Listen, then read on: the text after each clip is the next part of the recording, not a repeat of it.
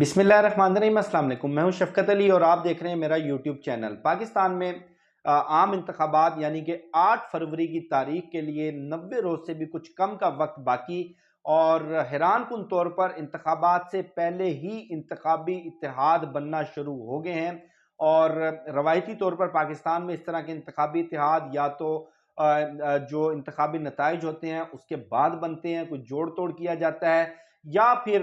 इस सूरत में ये इंतखाबी इत्तेहाद बनते हैं जब आपको या तो शक व शुबा हो कि आप इन इंतखाबात के अंदर सादा अक्सरियत हासिल नहीं कर पाएंगे, एक मौलिक या हैंग पार्लियामेंट वजूद तश्कील पाएगी, या आपको इतना ज़्यादा एतमाद हो कि आप बासानी एब्सोलूट मेजोरिटी हासिल कर लेंगे और 2/3 अक्सरियत के लिए आपको छोटी छोटी जो जमातें हैं जिनके पास 2, 5, 7 या 10-12 का नंबर हो, उनके साथ आपको इंतखाबी इत्तेहाद बनाना पड़े। मुस्लिम लीग नून ने शहरी सिंध में MQM के साथ इंतखाबी इत्तेहाद बनाया। अब नवाज शरीफ की नज़रें कोयटा पर, और कोयटा के जो इलेक्टेबल्स हैं, बाप पार्टी खास तौर पर, और उसके साथ साथ BNP मैंगल, नेशनल पार्टी और कुछ छोटी छोटी सियासी जमातें, उनके साथ मुलाकातें नवाज शरीफ साहब करेंगे और कल उन्होंने कोयटा रवाना होना है। सबसे बड़ा सवाल यह है कि क्या जिस तरह नवाज शरीफ के लिए मुश्किलात ख़त्म की जा रही हैं, उनके रास्ते से रुकावटें हटाई जा रही हैं, उनको लेवल प्लेइंग फील्ड दी जा रही है, वो भी इस तरह से कि रेस में शामिल जो दीगर कॉम्पिटिटर्स हैं, किसी की टांग तोड़ दी जाती है, किसी का बाजू तोड़ दिया जाता है, किसी को उस रिंग से उठाकर बाहर फेंक दिया जाता है, और अल्टीमेटली नवाज शरीफ को ये यकीन दहानी करवा दी गई है कि ये जो इंतखाबी रेस है, इसमें जो आखिरी खिलाड़ी होगा वो सिर्फ आप होंगे, चाहे वो मतलूबा रास्ता आप एक घंटे में तय कर लें, एक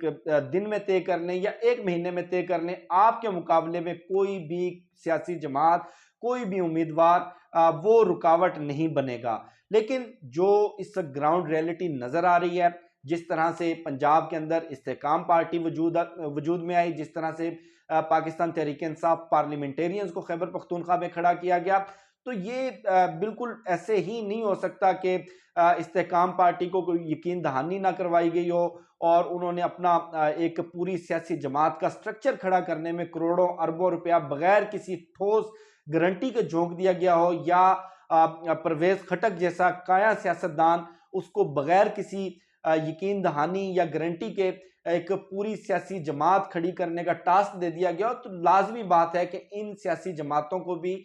थोड़ा थोड़ा हिस्सा बकदरे जुशा दिया जाएगा। इसी तरह जो PDM में शामिल दीगर जमातें हैं उनके भी स्टेक्स हैं। तो ये तो किसी सूरत भी मुमकिन नहीं है, और ना ही जमीनी हकायक के मुताबिक मुमकिन नजर आ रहा कि मुस्लिम लीग नून बासानी 2/3 अक्सरियत हासिल कर लेगी। और बज़ाहिर जो नजर आ रहा है वो यही कि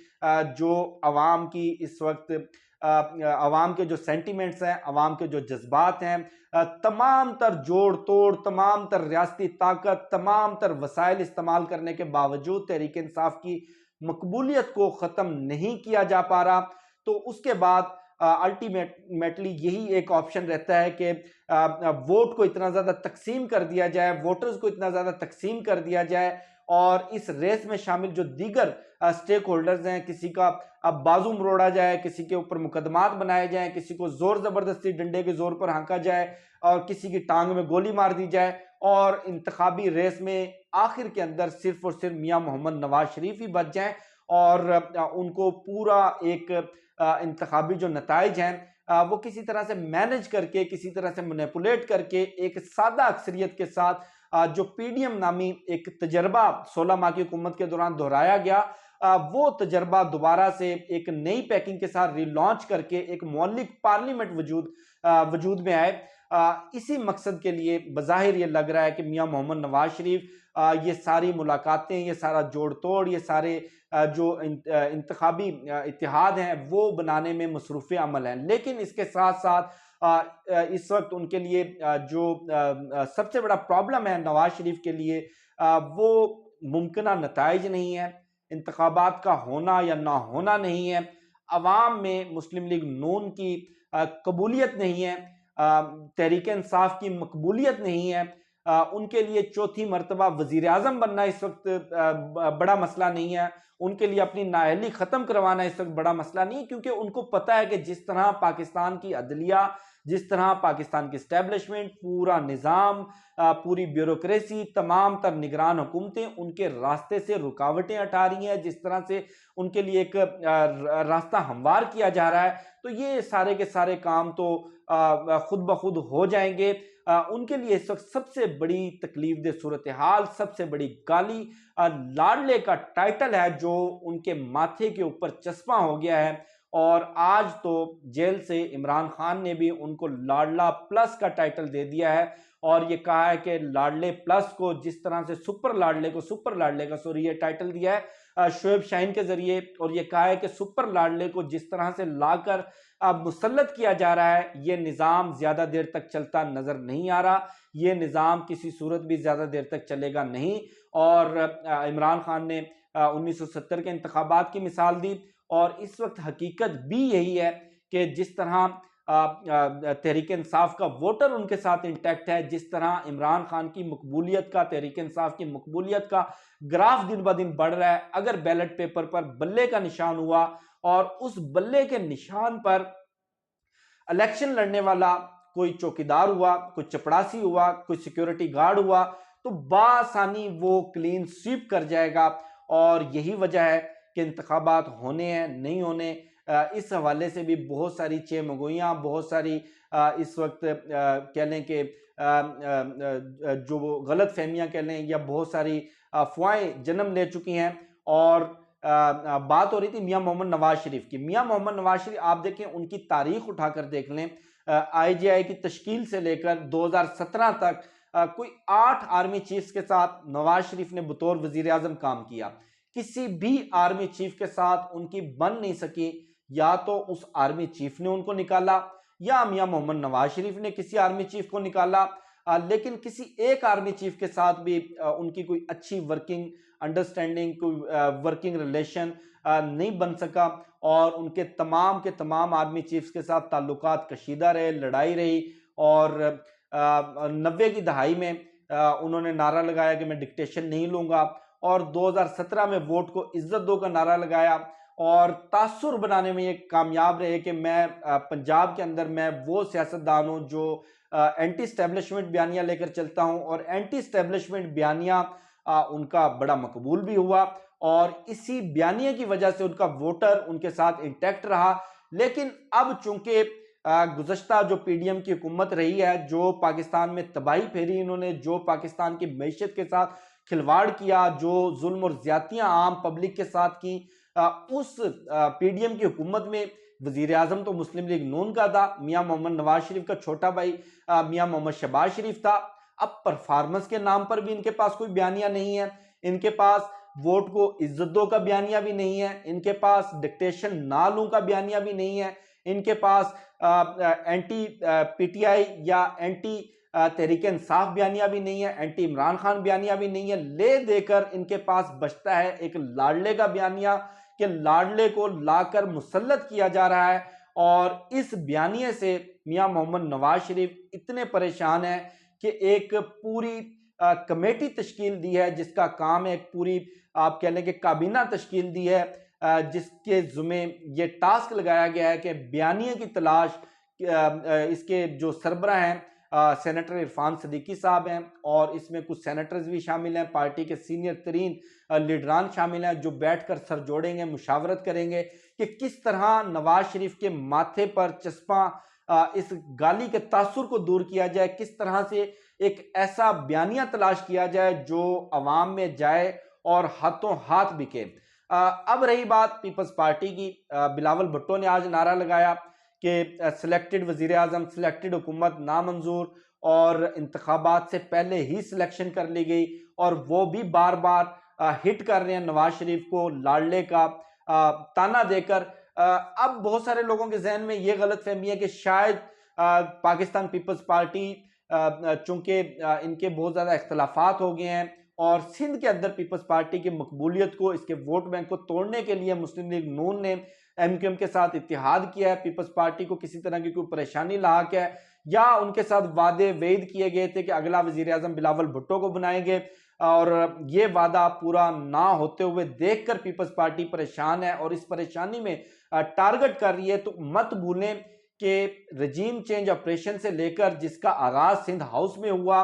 और इस पूरे ऑपरेशन में जिस तरह की सहूलतकारी का किरदार आसिफ अली जरदारी ने, बिलावल भुट्टो ने, सिंध हुकूमत ने, पीपल्स पार्टी ने प्ले किया, वो किसी से ढका छुपा नहीं है। चाहे पीडीएम के 16 माह की बर्बादी हो, चाहे पाकिस्तान के अंदर अदम इस्तेकाम हो, चाहे पंजाब और खैबर पख्तूनख्वा में इंतखाबात ना करवा कर दस्तूर और आइन की धज्जियां उड़ाना हो, तमाम तर गुनाहों में, तमाम तर ये जो मकरू अमल हुए हैं,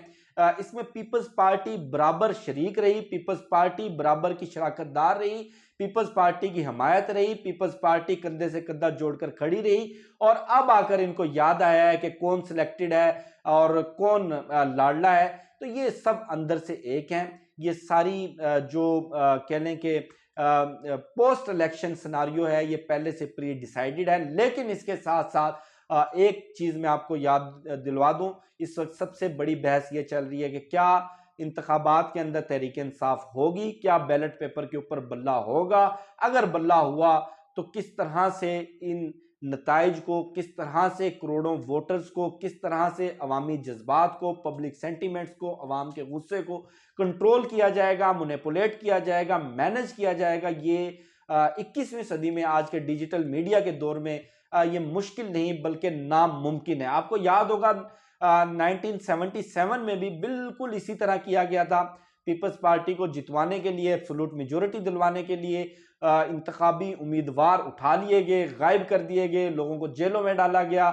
लोगों से जोर जबरदस्ती पार्टियां छुड़वाई गई और जो इंतखाबी नताइज के बाद जो क्योस क्रिएट हुआ, उस क्योस का नतीजा 10 साल के मार्शल लॉ की सूरत में निकला। और जिस तरह से नवाज शरीफ को लाकर मुसल्लत किया जा रहा है, इस तरह के वज़ीर आज़म पाकिस्तान माजी में देख चुका है। आपको याद होगा जफरुल्लाह खान जमाली 1 वोट की अक्सरियत से आए थे, लेकिन क्या लेजिटिमेसी थी उनकी हुकूमत की। पूरी दुनिया में जहां भी जाते थे सबको ये पता होता था कि ये लाडला है, ये सिलेक्टेड है और इसके पास कोई पब्लिक सपोर्ट नहीं है,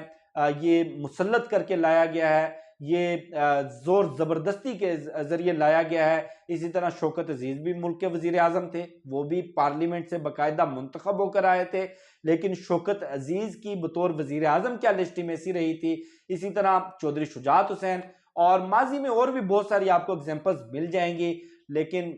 जो निज़ाम लाने की कोशिश की जा रही है या जो प्लान तश्कील दिए गए हैं, उसमें सबसे बड़ी रुकावट अवाम के जो वोट की पर्ची है वो है। और यही वजह है कि इस वक्त शहर इक़्तिदार में ये अफवाहें बहुत ज़्यादा गर्दिश कर रही हैं कि 8 फरवरी के इंतखाबात नहीं होंगे, क्योंकि इंतखाबात के ज़रिए एक पार्लियामेंट वजूद में लाना और उस पार्लियामेंट के ज़रिए हुकूमत साजी को यकीनी बनाना ये बड़ा मुश्किल है, क्योंकि IPP भी है, पार्लियामेंटेरियंस भी है, PTI के जो प्रेस कॉन्फ्रेंस वाले लोग हैं उनको भी एडजस्ट करना है और PDM की 14-15 जमातें भी हैं और लाडले का टाइटल भी है, पीपल्स पार्टी भी है। तो इस सब के अंदर सूट यही करता है कि किसी ना किसी तरह इंतखाबात को मुलतवी कर दिया जाए, किसी ना किसी तरह ये जो सेटअप चला आ रहा है, आइन की खिलाफ वर्जी तो हो चुकी है, दस्तूर की धज्जियां तो उड़ाई जा चुकी हैं, तो महीने 2 महीने 3 महीने की एक्सटेंशन दे देकर उस वक्त तक जब तक इंटरनेशनल फोरम से, IMF से कोई बहुत ज़्यादा प्रेशर नहीं आता, कोई बहुत ज़्यादा दबाव नहीं आता, इसी को कंटिन्यू किया जाए। ये इस वक्त शहर इक़्तिदार में, इस्लामाबाद में ये चेमगोइयाँ गॉसिप्स ये इस वक्त चल रही हैं कि प्लान बज़ाहिर यही है कि इंतखाबात नहीं होंगे और इंतखाबात होने के नतीजे में अगर जो कुछ किया जा रहा है या करने की कोशिश की जा रही है वो कंट्रोल ना हुआ तो प्लान बी कोई भी मौजूद नहीं है। मुझे शफकत अली को दीजिए इजाजत, इंशाल्लाह आपसे फिर नेक्स्ट वीडियो में मुलाकात होगी। पाकिस्तान जिंदाबाद।